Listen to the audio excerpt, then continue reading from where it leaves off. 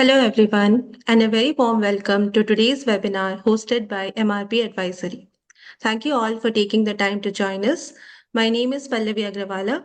I'm an associate at MRP Advisory, and I will be moderating today's discussion. The topic for today's session is variations, disruption, and prolongation. What are tribunals actually awarding in 2025? And although now we are in early 2026, this feels like the right moment to reflect on how arbitral tribunals have approached these claims over the past year, particularly given the scale, complexity, and frequency of construction disputes that we continue to see globally. Claims for variations, disruption, and prolongation are often the most significant drivers of quantum in construction disputes. At the same time, they are also among the most heavily scrutinized by tribunals. Today's discussion is therefore about how tribunals are actually engaging with these claims based on the trends seen in 2025. We are joined by a distinguished panel for today's discussion. I'll take now a moment to briefly introduce the speakers.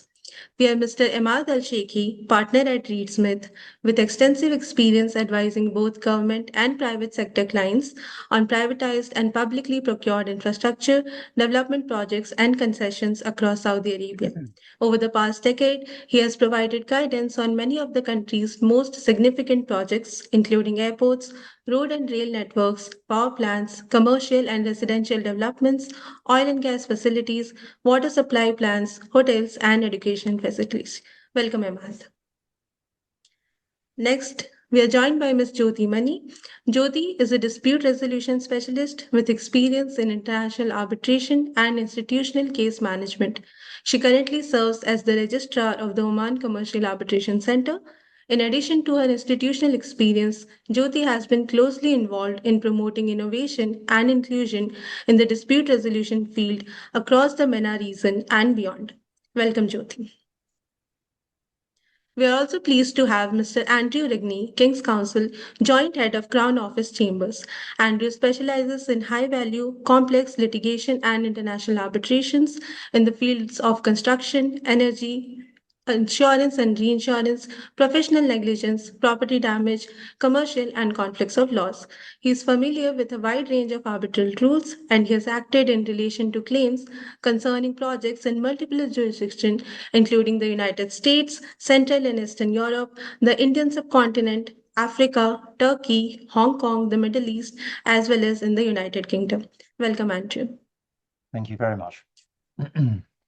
Finally, we are joined by Mr. Adarsh Ramakrishnan, partner at MRP Advisory.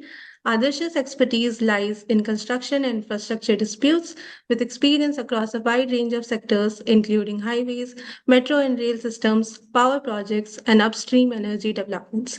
Over the past decade, he has advised and represented clients in arbitrations under various international arbitration rules and arising out of projects across diverse jurisdictions, including the United Kingdom, Greece, the MENA region, Singapore, and the Indian subcontinent. His practice also extends to shareholder and employment disputes. Welcome, Adarsh. Thank you. So, thank you to all the speakers for joining us today. Before we begin the discussion, just a quick housekeeping note. The session is to run for about an hour. We will now proceed to a rotating question and answer session with the speakers. We will then try to take a few audience questions towards the end, subject to time. The audience members are free to share their questions in the chat as we go along. Without further ado, let me begin the discussion. My first question is for Adarsh. Looking at awards rendered in 2025, which category of claims, variations, disruption, or prolongation have proved to be the most difficult to succeed on? And what was typically missing from the claims that did not succeed? Thank you, Pallavi. Thank you for organizing and moderating, and thank you for the other guests for joining. In terms of awards rendered in 2025, our sample size is quite small. We have seen 5 or 6 awards that have been issued in the past 12 months. And I want to speak from out of those five awards, and apart from those, we had a few awards in late 2024 as well. So I feel like the sample size does not continues to represent what we have seen over the past few years and does not bring any dynamic change in the past few years that we have noticed in terms of how construction disputes have been adjudicated. In terms of the claims that have seen success, I would say the easiest claims are probably those related to payment of work done. So, for example, if work has been certified but not paid, or work has been done but not certified and not paid, these are claims that are generally easier comparatively from the other claims that you usually see in construction disputes. If these claims are if there is no dispute as to the quality of work, and the final account settlement from the respondent does not really question the basis of claiming certified payments or payments on account of work done, you can usually also get an interest claim if there is delayed payment. So these are generally the subset of the easiest claims that you can get in terms of in construction disputes.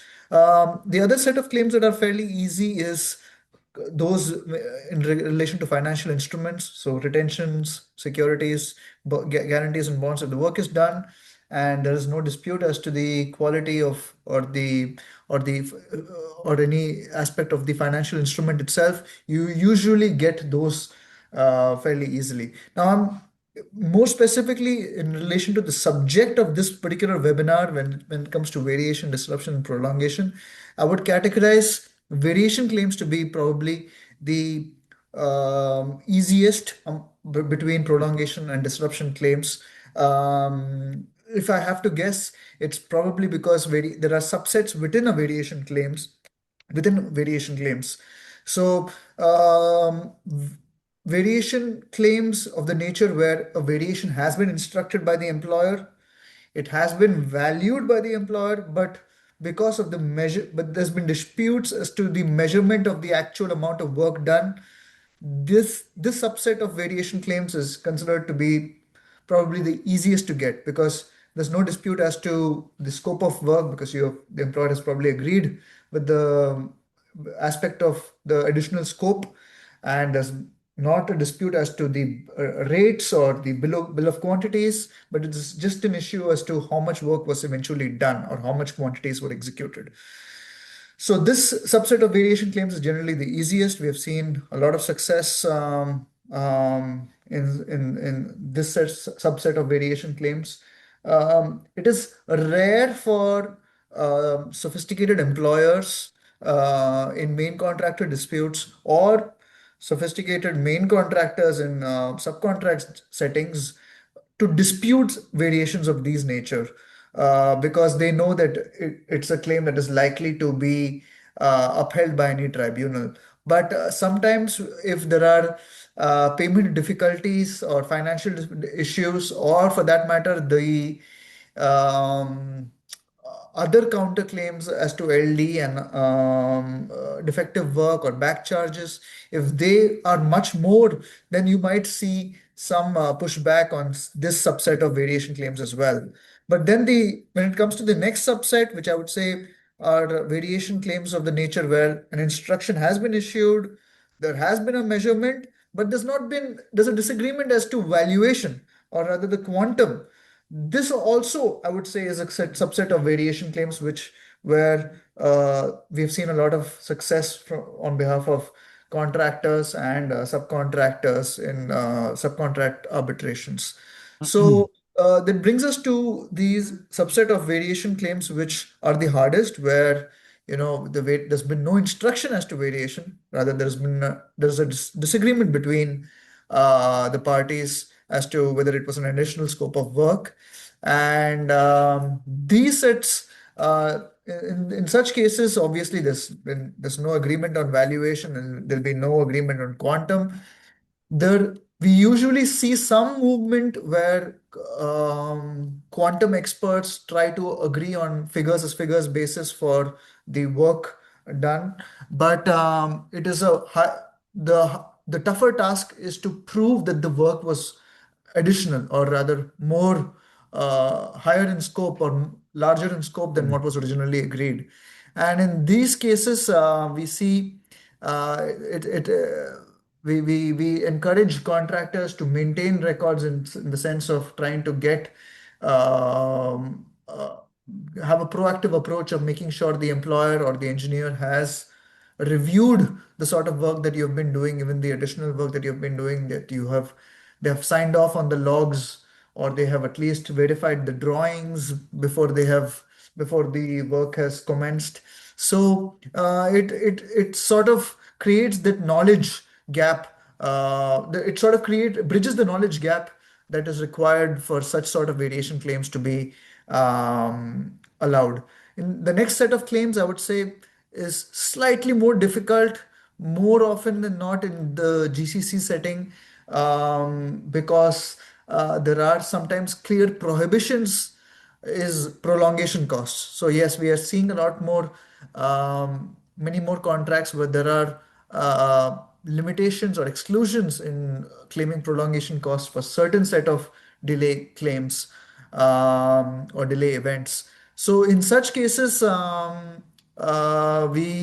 note that prolongation costs are, require you to have, more often than not, require you to have a delay expert or a forensic or a programming expert who helps you identify the delay events or the critical activities on the activities on the critical path. And if you're able to demonstrate causation, and if you're able to demonstrate a clear basis for claiming the costs, then your claim for prolongation costs is likely to succeed. But it is easier said than done. There's usually disagreement on the critical path. Sometimes there's even disagreement on the appropriateness or the relevance or the of the baseline schedule. But if all of that is set out, then even then you will have to make sure that the critical activities are those which were employer risk delay events, and then you'll have to demonstrate that the sort of costs that you have incurred are reasonable. You undertook mitigation measures, and later that you'll have to set out your entire quantum calculations. That requires a quantum expert to look at in the entire duration of the prolonged period, try to identify the exact precise amount of costs that can be attributed to such delay events, and how much, and if of course the documents are substantial, then the quantum experts do some form of sampling exercise where they choose 1 or 3 or 6 months out of the prolonged period, and they try to identify a per day or a per week rate which the tribunal can apportion based on the amount of compensable delay that they have found. So this brings us to the most difficult claim, which typically is the disruption cost claim. Now, disruption claims most often fail because tribunals expect a very clear causal bridge between the employer's conduct and the loss of productivity. We have seen, out of the 5 awards that I've mentioned in 2025, we saw only one case where our client was awarded disruption costs. We were very happy about that, but that was only because it was not a global claim. It was we limited the disruption claim to three events which led to disruption in one particular activity. So there was very little global aspect to this. There was only we all we had to do was to demonstrate that the loss of productivity due to those three disruption events, and our quantum expert was able to create a reliable methodology which was able to ascertain the loss of efficiency because of one activity that was required to be done in that project. And that's where we found success for the disruption claim. But otherwise, they continue to be the most difficult to succeed on. Thank you. Thank you, Adarsh. That really gives us a very useful overview of where claims are succeeding and where they are falling short. So, building on that and looking at what happens before disputes even reach a final award, my next question is for Jyothi. Given the high costs of arbitrating these claims, are you seeing an increase in midstream mediation or institutional prompts for settlements in 2025? In your view, what makes a construction dispute ripe for settlement before a final award is necessary? Thank you, Pallavi, for the question. Thank you, MRP, and my co-panelists today for having me on the panel.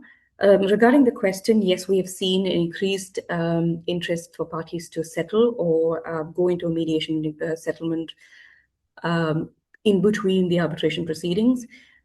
Mainly, we see this in complex construction disputes where costs are likely to quickly escalate once you've reached when other parties in the tribunal have started having conversation about expert appointment, delay analysis, and all of that. Now, from an institutional standpoint, this is not about pushing parties or pressurizing the parties to settle, but it's more about us creating the right opportunity at the right time for the parties to be able to settle the dispute and not run into costs. We're very mindful of the cost that the parties incur. We do understand large construction disputes are very expensive. And that's why we give them the opportunity to settle if they are keen on doing that. When do these settlement negotiations get kicked in? Usually, we see that a round has already happened before the party has triggered the arbitration. We also see that once the first CMC has happened, and any time between the first CMC and before the parties start preparing for the hearing itself, we see that they try and get into a settlement negotiation, which is very promising for the center as well, that parties are actively using mediation more than what we used to see a few years back. Having said that, Sultanate of Oman just this week acceded to the Singapore Convention, which is even more promising for us, that the parties will opt to mediation. Of late, from conversations that we've had across the board with various stakeholders, we do see that parties are leaning towards mediation, even though there's an arbitration proceeding going on at the moment, to try and reduce costs and not burn bridges, which is very from an institution which offers arbitration and mediation. We appreciate that the parties do understand the importance of mediation as well. Going to the second part of the question, what makes the construction dispute ripe for settlement? I think it brings in more clarity once the parties have started talking to each other through an arbitration proceeding. It has, through the case management conference, the parties have narrowed down the issues. There's more clarity as to what each party is entitled to. Yes, there's still a dispute on the quantum and everything, but still there's far more clarity than what it was. Usually the disputes that we see is where there's an issue with the cash flow, or there is a massive stall of the project continuity, or the project is just not moving forward and the parties just want to go ahead with either continuing this relationship or not. The most important thing that we as institutions are seeing is that the parties understand the commercial viability and the finality that it will have when they go into a mediation, than parties leaning towards just a pure legal win, or the attitude of saying, no, I don't care what's going to happen, I just want to win this case. We do have parties who think that way, but more so that we see that parties leaning towards mediation are looking for more of a win-win, if I can say that.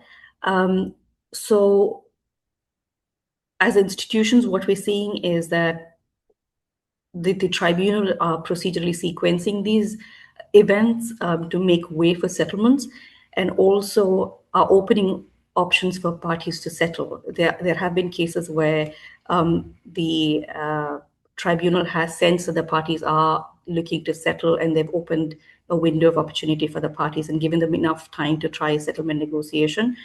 Having said that, that's not a detour from the arbitration, but we're just trying to see if that would complement the proceedings and help the party resolve the dispute in a very informed and in an organized manner, than go into a full-blown arbitration if it's not required at all. Thank you. Thank you, Jyothi. That's certainly very helpful. Now, having some context of the larger picture, let's discuss how tribunals engage with each type of claim. My next question is for Emad. On variation claims, when large projects generate a high volume of informal or ruling instructions, how are tribunals treating claims where the formal instruction process was bypassed? Are we seeing a shift towards enforcing strict contractual notice, or is there a move towards recognizing implied instructions? Yes, first of all, thank you for having me on this webinar. It's a pleasure to speak to you and to my colleagues on the panel and also to all the audience. Now, to answer your question, I think, in my opinion, it depends. What does informal instruction or implied instruction mean in the circumstances?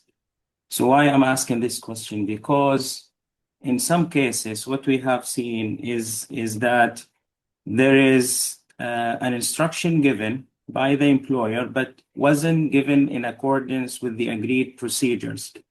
Or sometimes time-barred notices raised by the contractors and accepted by the employer without issuing a formal variation. So this is one scenario. The other scenario is when there is no instruction at all, not verbal, not in writing. But in this scenario, the employer may have received the work and accepted the work. So what will happen in either scenario? I think to distinguish between the two scenarios is very important and very relevant to the question, because in the first scenario where there is an instruction that has been given but wasn't given in accordance with the agreed procedures or the strict contractual timeline agreed in the contract, we have seen tribunals accept such informal instructions that it would give rise to entitlement for a simple reason, which is the employer had given an instruction, although not in accordance with the contract, although not in accordance with the agreed timeline, but the fact that the employer has given such instruction, it expresses the intention of the employer to receive the work, to have the contractor do the work and to receive the work from the contract. And it is usually deemed as a waiver of the requirement or a waiver of the agreed procedure or the agreed strict timeline. So in most of the cases, we see tribunals accept such instruction. Now, in the first scenario where there is never any instruction, which happens in often in many projects, but we also see employers receive the work and accept them without raising any objection. So what will happen in this scenario? I think, in my view, dealing with a couple of arbitration cases recently, what we have seen, there is a distinction between two sub-scenarios, if you will. One is where there is a statutory notice in the agreed governing law that govern the contract and govern the arbitration proceedings, versus when there is no such statutory notice. So in the first scenario where there is a statutory notice, we see after the introduction of the new law, if we talk about arbitrations that are taking place in Saudi, for example, if the arbitration is subject to Saudi law. So as an example, the civil transactions law requires in certain specific scenarios or circumstances an agreement between the employer and the contractor on the additional work to be done, and not only this, but also the value the additional cost as well. And absent such agreement would most likely jeopardize the contractor claim and make him lose entitlement to additional costs or even additional time. So examples include, for example, if there are certain incidents that would result in exceeding the quantities agreed if the contract is on a unit rate based, if it is a unit rate based contract, the law requires an immediate notice to be given by the contractor to the employer, and also both of them agree on the work on the additional cost. So this is one example. Another example is if there is any incident which requires making a change to the design, which would result in additional cost on the contractor. So this is also stipulated in the law, that it requires an agreement between the two parties on the additional work and also the additional cost.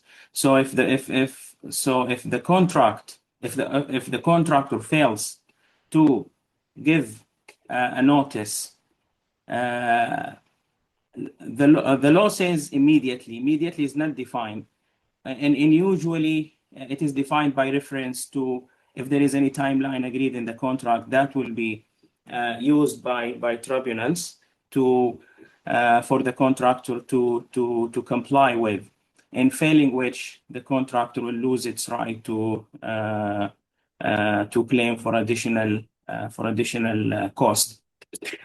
Now, however, if there is no such statutory notice, what will happen? What we have seen is, generally speaking, tribunals would tend to require a formal instruction if such instruction is agreed in the contract. So if you are dealing with a contract that says, for example, the contractor will have to give a notice within a certain period of time, and if it also goes on and say that in case the contractor does not or fail to give such notice will lose its right to claim additional cost, like in many other contracts we have seen a very strict requirements such as this. I can say that tribunals generally would tend to enforce such a time bar clause on the contractor. But is there any exception? Of course there is. The burden of proof will be on the contractor to prove any of the most common exceptions, any of them has occurred. And I can explain based on experience dealing with various cases, arbitration cases. The most common exceptions include, for example, if there is a ratification by the employer of the work that has been carried out by the contractor. So in some cases, what we have seen, although there was no formal or even informal instruction given by the employer, we see employers would approve the work subsequently, or in case the employer had known about the work, accepted, discussed it, inspected, and sometimes issue inspection reports and evaluate the work. So without any instruction given previously, such action from the employer would be deemed as, there is a common principle known as ijaza, which basically means that ratification, that means if the principle of ratification of an authorized transaction is treated as having a retrospective effect, making the transaction valid from the moment it was initially conducted, essentially functioning as if prior approval had been given. So this is one example where an exception might be granted. Of course, the usual course of business between the parties will play a key role in determining whether or not there is sometimes an implied consent, in brackets, ratification. So, and this is something which is also recognized in the law. If based on the usual course of business or usual practice between the parties, that where employer would give in a certain project informal instructions all the time, and the contractor would perform work based on such instructions and make payment based on such instructions. When there is a moment of dispute over a subsequent work that has been done on the same manner, and the employer would dispute that there is no formal instruction given, and therefore contractor should not be entitled, such an argument will not fly, basically, will not be accepted. Why? Because the usual course of business between the parties dictates that such practice, i.e. given informal instruction, is accepted between the parties. So applying the good faith principles, fairness, and if we talk about a jurisdiction that apply Sharia principles will apply in those circumstances. Another example is in the emergency event. If the contractor had to do something to prevent damage or harm from happening, the contractor doing so might be treated as an agent acting on behalf of the contractor, and we have seen in some cases tribunals would accept a claim that is based on the emergency event where the contractor had to act to prevent, because otherwise part of the reason there is always a duty on the contractor to mitigate damage. So this is a way of mitigating damages. And the second reason, more importantly, had the contractor not done this, the employer would have done the same. So basically acting on behalf. And this is where tribunals would also accept such a claim. In one of the cases I had dealt with recently, there was an issue of dewatering, where the contractor had to carry out dewatering work without clear instruction from the employer, because given the amount of the water was so serious, causing damages to the neighboring buildings. So the contractor had to take action overnight, basically, and claim for additional cost, and that cost was awarded on the same principle. Now, the last event where an exception might be given is, and this might be applied very strictly, which is the quantum merit, if it is established, which is basically what one has earned, or as much as he deserves. If there is a work done for the entire benefit of the employer, the employer had received it, benefited from it, and if it is so significant, the additional work is so significant that if not accepted, the additional cost is not accepted, would cause an unjust enrichment, and which is, by the way, one of the principles now recognized under Saudi law, mirroring the same principles under other jurisdictions. So always the burden of proof, it's not easy to say, but when it comes to practice, it's always hard for contractors to prove all of it, and to prove the actual cost and so on. So I would conclude with this, if I may. There are always certain questions that we would advise our clients to consider before proceeding to claiming additional costs. So some of the questions which are very relevant and very important: was the employer actually prejudiced by the late notice? Would enforcing the time bar give the employer an unjust enrichment, or the contractor an undue loss? Is there a mandatory rule of law at stake? We talked about statutory notices, for example. Another question is, was the contract one-sided or a take it or leave it contract? So I mean, the answer to these questions will tell us whether a claim is potentially accepted or not by the tribunals or even by court.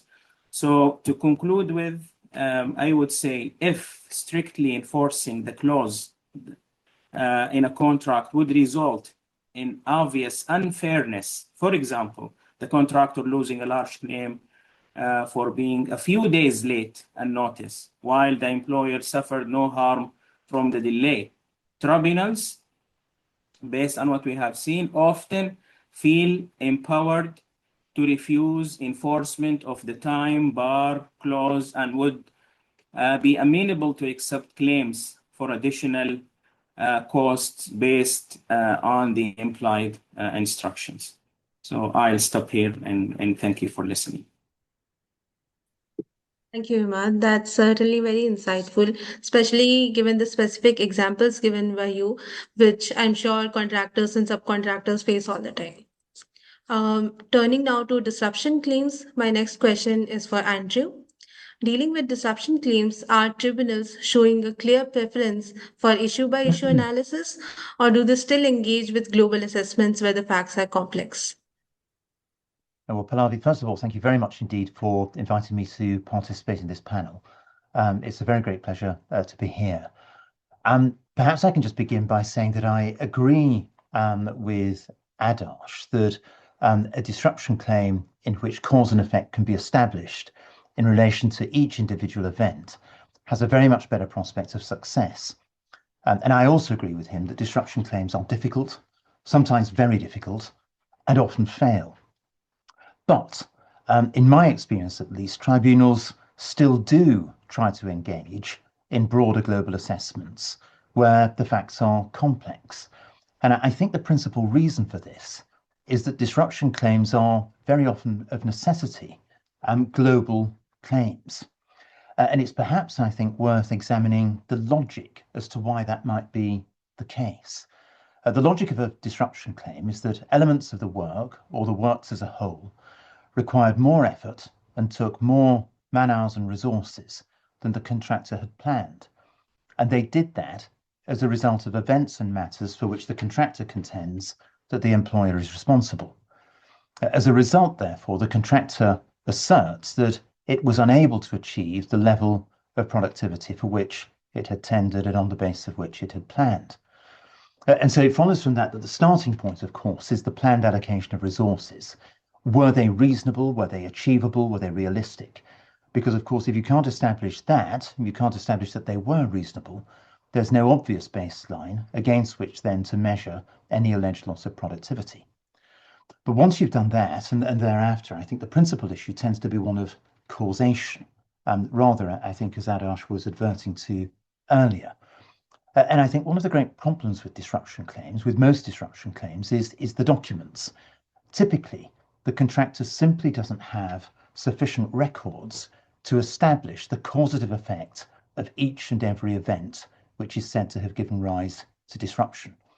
Very often the employer doesn't have them either, because of course the employer isn't interested in how much resource the contractor needs to carry out the work, as long as the work is carried out and as long as it's carried out in time. And I think you can contrast that with delay claims, where very often the events in question are agreed.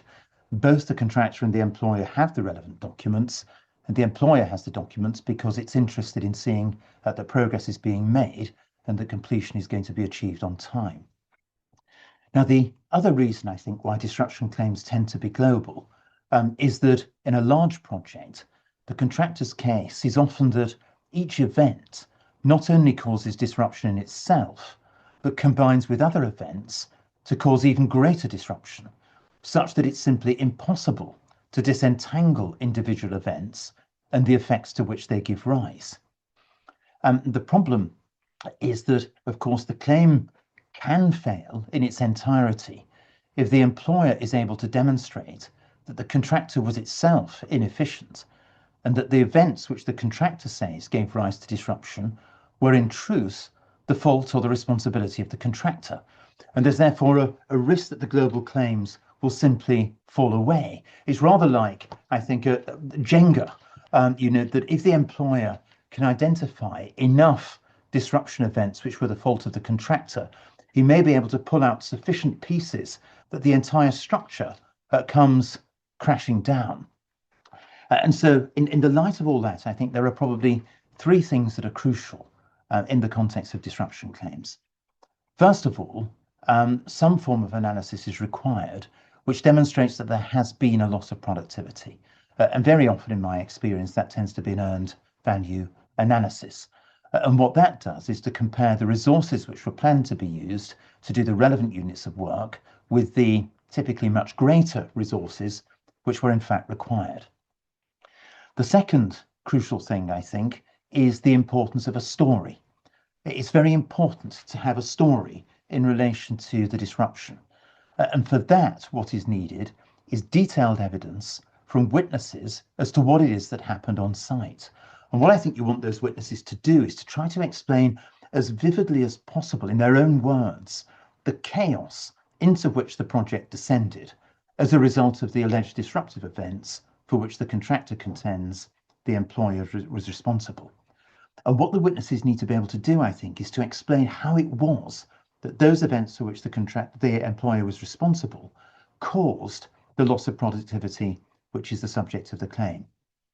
And then third, it seems to me that what you have to be able to show is a correlation between the periods of loss of productivity, which is the subject of the analysis, and the periods when the witnesses say that the work suffered from disruption. And I think the purpose of all of that is that overall, what you want to try to do is to persuade the tribunal that the events relied upon did in fact cause significant disruption, and that your claim has the merits in its favour if you happen to be the contractor. And if you can do that, then my experience is that the tribunal may well be able to find some way of making an award in your favour. But to return to the point that Adarsh made, you are, I think, unlikely to persuade a tribunal of your merits and the merits of your claim if your analysis really doesn't go much beyond a bare assertion that more resources were required than have been allowed for in the tender. Because, of course, you're immediately going to be met by the defence, well, that was because your working methods were inefficient. That's because of your own fault. And I just wonder whether perhaps it's worth making just one or 2 points about the potential importance of witness evidence in a disruption claim. It seems to me that it's vital to have witnesses who have direct personal knowledge of the events in question.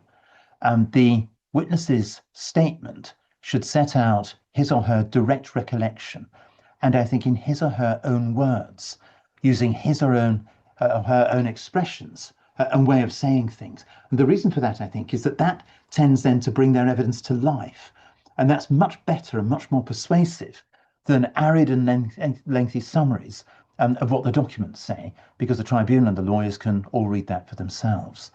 And just by way of example, I did a little while ago a case in the KSA, and that turned very heavily on the effects of certain change orders. Our case was that a number of them were interlinked, with the result that delay to the one caused delay to the other, and the combination of all caused disruption to the entirety of the works. We were very fortunate in that we had a superb factual witness who had an almost encyclopedic knowledge of the project and an almost photographic memory.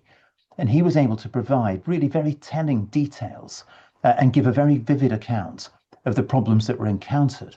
And by way of contrast, the employer in that case had witnesses who had barely been to site. They simply couldn't speak to the events in question.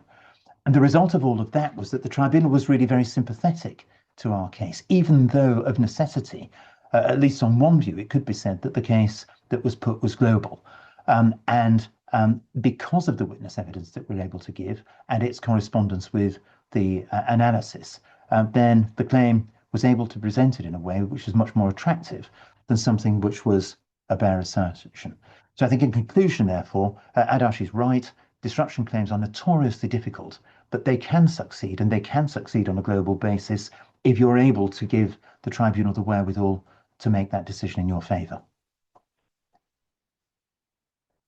Thank you, Andrew. That's very helpful, and that will also help contractors understand what they can be doing better while project execution to later succeed in disruption claims, whether in terms of documents, records, or witness statements. I'll now bring back the focus to procedural compliance for a bit. Emad has already touched upon some of the aspects of contractual notice requirements when it comes to especially Saudi Arabia. But my next question is for Adarsh. In your views, where contractors have not followed variation or notice procedures strictly, are tribunals focusing more on formal compliance or on whether the employer had knowledge and opportunity to respond? Thank you, Pallavi. I realize the first round of questions have taken a fair bit, so I'm going to try and keep the answer to this question short. Tribunals, in my experience, I've seen tribunals increasingly adopting a bit more of a contextual and purposive approach.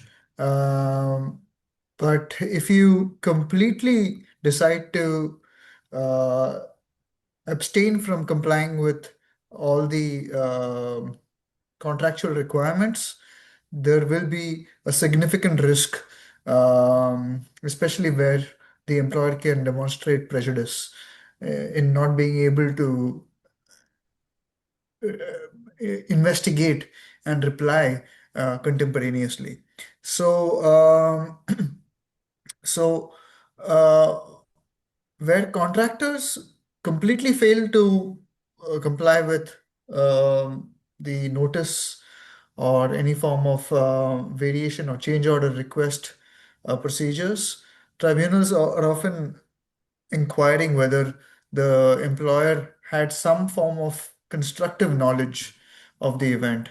So if they, I think I mentioned this in the previous answer, if they have engaged with the contractor while the work was being performed.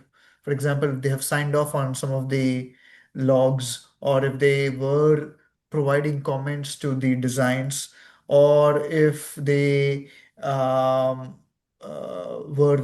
inspecting some of the additional work, then before it was passed on to the next stage, then I suppose there can be said to be constructive knowledge of the fact that this work was being done. The other question is the other thing that the tribunal will ask is whether the employer had an opportunity to assess the fact that this was additional work, or whether this was at least notified and they had an opportunity to respond to that notification, even if not set out as an immediate claim. So where contractors have sort of indicated that this would be additional work, but they're going ahead with it nevertheless, and have not maybe set out the full value of the work done or the expected quantities that would be required to complete the work.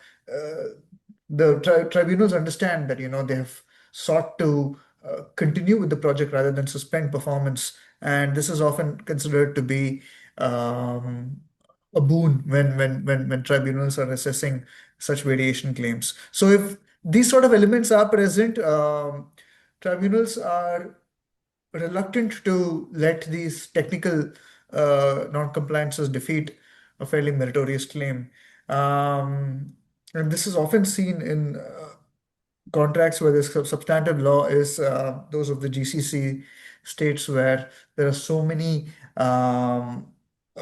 provisions in the civil codes which entitle you for payment for any sort of work done. And often there are covenants of abuse of rights and good faith that can often be used to try to defeat some of the mandatory notice provisions. So yes, in other legal systems, maybe yes, some notice, some of the technical grounds may be good enough for you to defeat some of the variation claims. But even then, the um, the fact that the work was done may be or the fact that the notice was slightly delayed uh, would be good enough for you to pass the initial threshold. Um, so yes, the other thing with the tribunals look often when it comes to arbitrations where the sole issue or the major issue is a variation claim, is employer conduct. So even if wherever say variation provisions are considered to be more of a condition precedent rather than just a compliance covenant, is looking at the employer's conduct. So if they were continuing to engage and evaluating, that they can, these are often to be said to be grounds where contractors can rely on to say that this sort of variation claim was always in their knowledge, and we ought to be paid for it. So yes, I would say in summary, it's safer to be compliant, and tribunals are often introspecting whether that procedure served its commercial purpose, and not just whether that box was ticked. Thank you, Adarsh. That's very insightful, and I'm sure it's reassuring for the contractors. Speaking of procedural aspects, let's shift our focus from single contract disputes to the realities of modern multi party projects. This brings me to my next question for Jyothi. Modern infrastructure projects are rarely just between two parties. They involve a web of joint ventures, subcontractors, and insurers. What institutional trends are you seeing in 2025 regarding the joinder and consolidation of claims to prevent conflicting awards on the same project? In 2025, we are seeing parties make informed decision about applying for joinder and consolidation. And this is just not been in 2025 as institutions. We have seen a steady increase in the use of these provisions in the rules, mainly in construction disputes. And from an institutional perspective, we see that parties have started opting for these provisions earlier on in the proceedings as opposed to what it used to be a few years before. To give you an example, I've sat on 3 cases proceeding parallelly, never was consolidated. At the end, as expected, 2 of these cases had similar awards, and one was a completely opposite award. And one of the parties was completely lost with the decision. And this is a classic example of what happens when you don't consolidate the disputes. What we have seen is that the parties approach the center far in the early stages of the proceedings, as soon as the case is registered, to deal with the consolidation provisions of the case, and they do understand that any further into the proceedings, the parties are going to run much higher costs and duplication of proceedings, and your risks of having inconsistent outcomes also become higher. Having said that, the institution still runs the same tests to apply for joinder and consolidation, compatibility of arbitration agreements, preservation of due process, party consent, same project transactions, and all the normal requirements that you see across the board on institutional rules. So to sum it all, 2025, far more sophisticated approach by parties, well-informed decisions. Parties are aware and far more knowledgeable about joinder and consolidation now. They do understand that the earlier you make the request, it's going to be far easier for the institution and for the tribunal to make the decision. It would significantly reduce costs across the board, and of course reduce the risks of having conflicting awards while still preserving the rights and the due process. Thank you, Jyothi. That's helpful for the parties to know the kind of support that institutions are also offering to the parties. Now, moving to the evidentiary aspects of these claims, my next question is for Emad. When dealing with prolongation, what is the current tribunal appetite for head office overhead claims? Are formulas like Hudson or MDEL still considered persuasive, or is the evidentiary bar rising?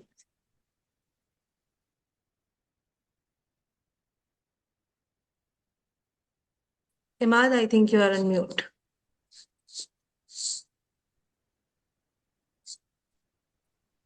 Yeah, sorry about that. So I was saying that I think that the principle of making the injured party whole again is a principle which is recognized in all jurisdictions, no doubt. But the challenge is when it comes to claiming additional expenses that are calculated based on those formulas, the challenge is always how parties are calculating the expenses, whether those formulas are accepted in all jurisdictions or not. I mean, what we have seen is the common practice when we deal with local arbitrations. Those formulas are not so popular, not so commonly applied as in those jurisdictions. There are certain rules on how to claim and certain elements that the claim has to satisfy. So it is required to make sure the claim for damage or loss is actual and certain and well quantified and substantiated. Again, burden of proof will be on the claimant. In those circumstances, the claimant will have to make sure that the event of delay is attributed entirely to the employer without any contribution to the delay. Another point related to this is the concurrent delay, whether concurrent delay is accepted as a cause for claiming additional cost. I mean, in principle, it is if the contractor is able to demonstrate that which of the events of delay have been caused by the employer and which have been caused by the contractor, and is able to identify the exact period of delay that can be attributed to the employer, and also identify the associated cost incurred as a result of such events or delay period.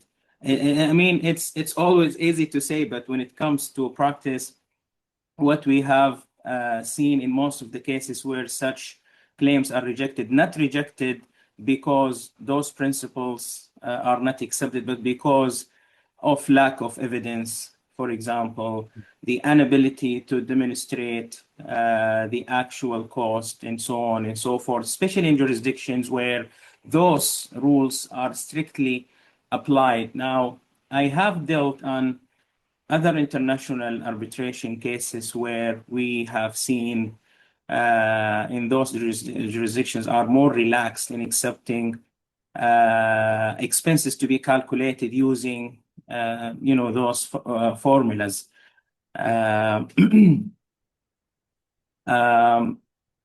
So what we advise our clients is that to be careful when they choose the governing law of their contract. In some jurisdictions, they will face challenges proving such claims. In other jurisdictions, may not be as hard as in some of the other jurisdictions. So the choice of law is very critical and very important. Also, in most of the cases, calculation of expenses or damages or losses are done by technical experts. You don't see a tribunal sitting on the panel with an arbitrator sitting on the panel would, take the responsibility to calculate or ascertain the damages. That is the role of the technical expert. So here we need to make sure that when you choose the expert, you make sure that you are choosing the right expert with the required expertise that are most relevant to the claim. I mean, it might be surprising to some of you if I tell you that I had met with some experts who had no knowledge over what does prolongation cost mean. So sometimes you had to explain, unfortunately, to those who are technical and supposed to be telling you how the work should be done and how the assessment should be done. So, I mean, choosing the expert is very crucial and very important. Also, when an expert is appointed, make sure that the assignment that is given to the expert is clear and comprehensive and covers all the points of assessment that your claim need to satisfy in order to have a successful claim. In some cases, what we have seen is lack of information given to expert by tribunals, resulting in the work not being done properly and efficiently by the expert. And when you talk to the expert, they would say, this is the assignment we have been given, you go talk to the tribunals. And when you want to go, it's too late to rectify or correct the assignment that is given to the expert. And also make sure that ample time is given to the expert to perform the work. In some of the cases, and I'm sure Adarsh also know this from a practical experience, some of the cases experts are given, can you imagine, only a few hours to perform the task. I mean, can you imagine in a very large scale project where the claim is around tens of millions, if not hundreds of millions, an expert, the technical expert engaged by the tribunal is only, or even court, given only a few hours to complete the project. This is impossible. This is insane. So, I mean, these details will make the difference. If you pay attention to them, it will make a big difference. I mean, just back to the choice of law. Choice of law, we see this point is very crucially important for another reason, because in some of the cases we worked on, parties were allowed to choose the rules of evidence. And in one of the cases I worked on, the rules of evidence chosen was the right choice made by the claimant, because in that case, the claimant had, can you imagine this, zero evidence. And he was smart enough to choose the right rules of evidence that would require that would allow him access to information and documents, and to require the counterparty to release them. And the counterparty was indeed requested by the tribunal to provide such evidence. And some of this evidence were helpful in calculating the damages. You know, the record keeping is one of the most difficult element when it comes to calculating damages. In many cases, contractors fail to make a very successful claim because of the lack of record keeping. So that case was one of the most interesting cases I worked with or on, because the counterparty was required to provide all evidence that were very helpful to the claimant in that case. It's one of the funniest cases I worked on. I mean, this is again, I mean, to be intelligent, to choose the right law and rules will make a difference. Now, we talked about other jurisdictions being maybe more relaxed compared to maybe some other jurisdictions when it comes to the calculation of the losses.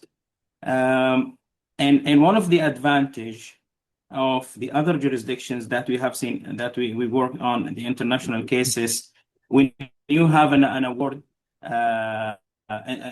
international arbitral award, that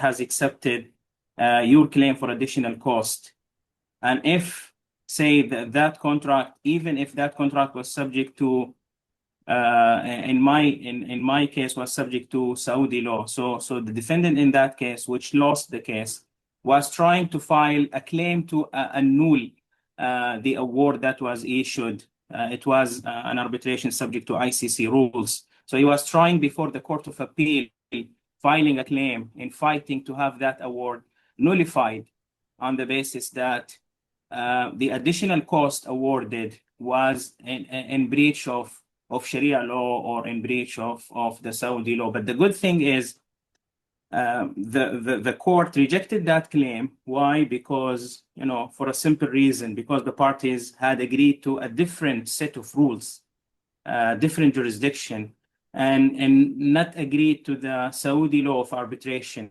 So in those scenarios, the Saudi courts will be very reluctant to accept, to hear any such claim.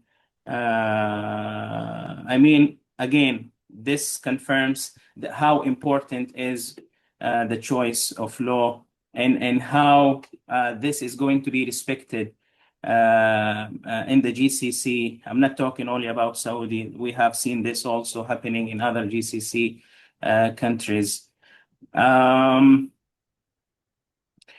I don't want to take much. I might stop here. I think because we are running out of time. So thank you again. Thank you, Emad. Thank you. Staying with delay claims, but focusing now on expert evidence, my next question is for Andrew. What are the key factors that cause a tribunal to prefer one delay expert's methodology over another during a hot tubbing session in today's arbitrations? Well, Pallavi, I think there's a preliminary point, which is that the method of analysis between delay experts is often agreed. And I think the most common one, certainly in my experience, is the plan versus actual method of analysis. But there are, I think, frequently four things which aren't necessarily agreed between the experts, and they're interlinked. The first is the activities which were the subject of critical delay.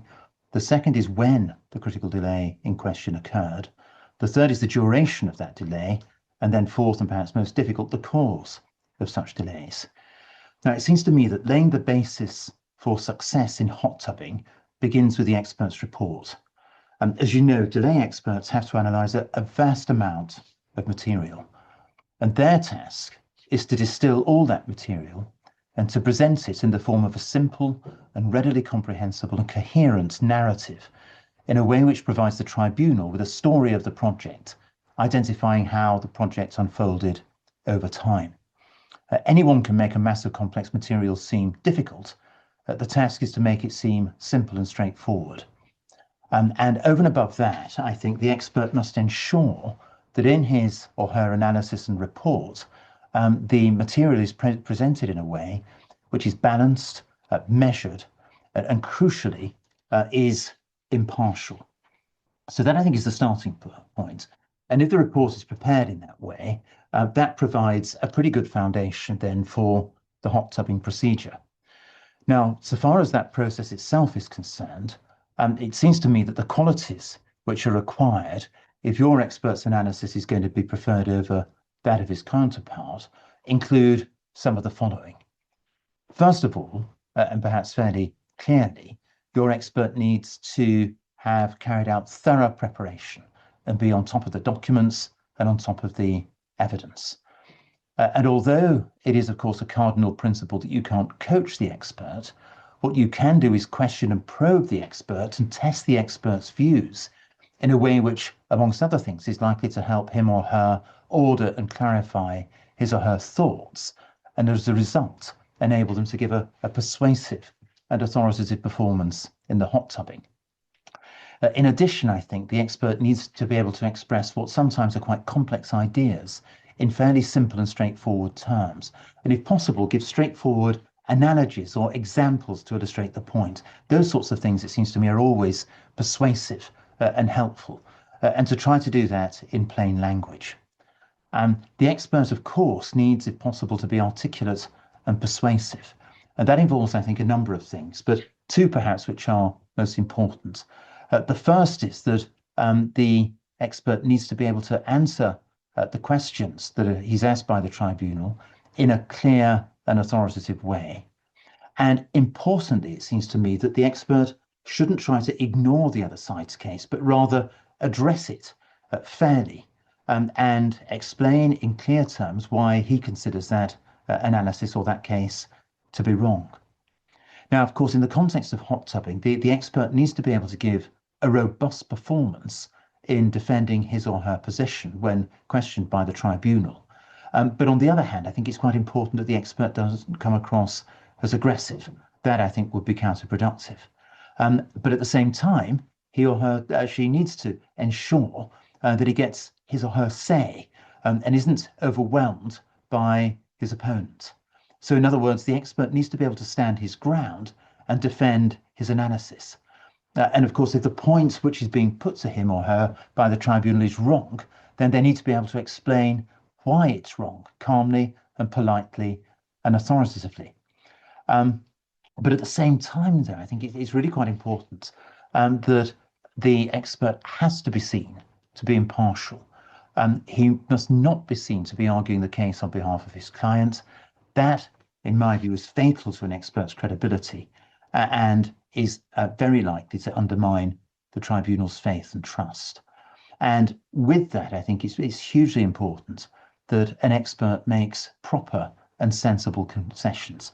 If he fails to do that, the likelihood is that he's going to come across as being extreme or arguing the case or partial. And all of those things, I think, give the sense that the expert is somebody who's thoughtful and measured and balanced. And I think underlying all of that, there's one quality in an expert which seems to me to be gold dust, and that is trust. Above all else, the tribunal wants to feel that the expert is telling them the truth. In other words, giving them his or her honest and unvarnished professional opinion, and doing so in a way which is impartial and which is measured, because the tribunal wants to feel as though they can rely on the evidence that the expert's given and have confidence in it. Even if ultimately they don't accept it, they want to feel as though it is at least the expert's honest opinion. And it seems to me that if a tribunal thinks that an expert's trying to mislead them or pull the wool over their eyes in some way, they are almost bound not to accept that expert's evidence, and that's absolutely disastrous for the expert's credibility. Now, on the other side of the ledger, the worst features I think that an expert might have are amongst the following. First of all, somebody who's poorly prepared, somebody who's not able to explain himself in clear language, makes everything seem confused or overly complicated or possibly even incomprehensible.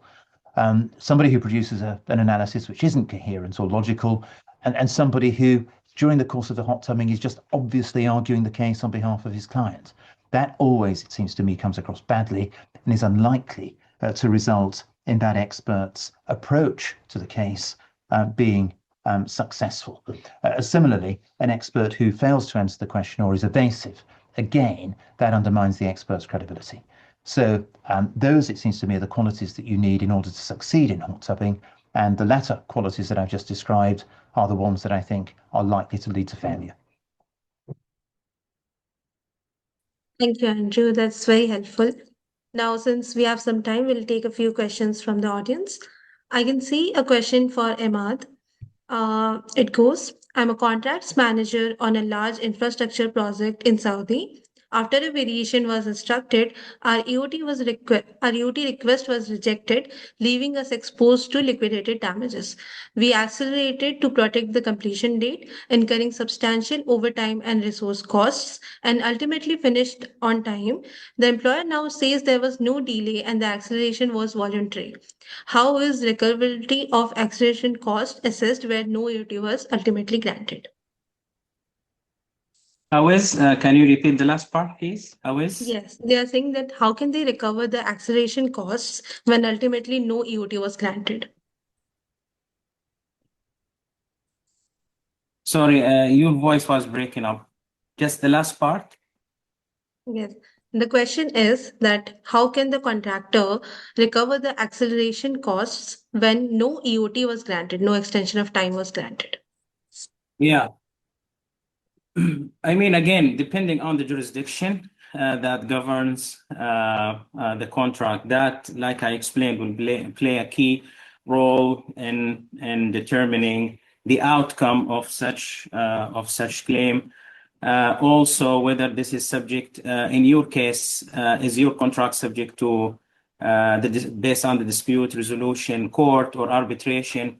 If arbitration, is it? I don't know if the project you are referring to in the Middle East, in Saudi, or elsewhere. I mean, all of which will, of course, if I have more information, I'll be happy to speak separately about this if necessary. But generally speaking, acceleration I mean, if the contractor was requested either expressly or implicitly by the employer to accelerate the work for in response to certain events of delay.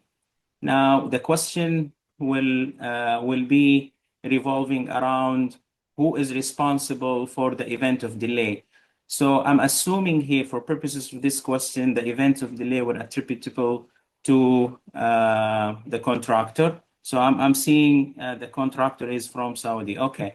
So I mean, from Saudi, not necessarily mean the contract is subject to Saudi law, but let's assume the contract is subject to Saudi law. There are always sub questions, but assuming the project is subject to Saudi law, so fine. The main principle under Saudi law is, like I explained earlier, is to make the injured party whole again. And this is a principle which is recognized under, and this is the beauty, by the way, of the new civil transactions law. There are various provisions which recognize the contractor or any other injured party's right and entitlement to compensation, fair compensation. I mean, fair compensation is something which will be determined by either the court or the expert if an engagement of an expert is necessary. But the bottom line, court or tribunals in Saudi do recognize the contractor's right to additional compensation for any losses or damages sustained by the contractor, or if the claimant is a subcontractor, as a result of any of the event of delay where the contractors and or the subcontractor had to perform additional work or to accelerate and to work in accordance with the baseline of the project, or even if that has been extended to work in accordance with the extended baseline of the project, all of which, of course, will be considered, will be recognized and considered by either the court or the tribunal, and that will give rise to the contractors to entitlement to additional cost, but subject to all the conditions, requirements, and restrictions that we discussed in this webinar, of course. Again, happy to have a separate chat on this if necessary. Thank you, Emad. I think we can quickly take up one more question. I can see a question for Andrew. I'll quote the question. In your experience, for variation claims, what impact does contemporaneous objections or the additional work or lack thereof have in determination of claims? I'm so Should I sorry, repeat Pallavi. the Could you just question? repeat that? Sorry, Yeah. you faded out a little bit then. I do apologize. No way. I'll repeat it. In your experience, for variation claims, what impact does contemporaneous objections or the additional work or lack thereof have in determination of claims? I'll be happy to put this in your chat if required. That's very helpful. I think really the point is that if what you're going to say, or you're contending that this is additional work, and therefore that it is a variation, does it make a difference if you say so at the time, as opposed to merely following an instruction without pointing out to the employer that the work in question is additional work and therefore you'll need additional payment? And I think the answer to that question is, well, it is, I think, clearly going to help very significantly if you can do that. It may be that ultimately there's an objective analysis as to whether the work in question was either within the original scope or outside it. But if at the time you have pointed out that this is additional work, and therefore it's on that basis, if at all, that you're going to be carrying it out, then that, I would have thought, makes your position pretty clear and makes it stronger. Thank you, Andrew. We are now at the end of today's session. I would like to thank all our speakers for sharing their perspectives and practical insights on how tribunals have approached variation, disruption, prolongation, and even other claims over the past year. It has been a very engaging and thoughtful discussion. On behalf of MRP Advisory, I thank the speakers for taking the time to join us, and to everyone in the audience for your participation and questions. We look forward to welcoming you to future webinars hosted by MRP Advisory, and stay in touch. Thank you once again and have a great day. Thank you very much. Thank you, everyone. Thank you. Bye.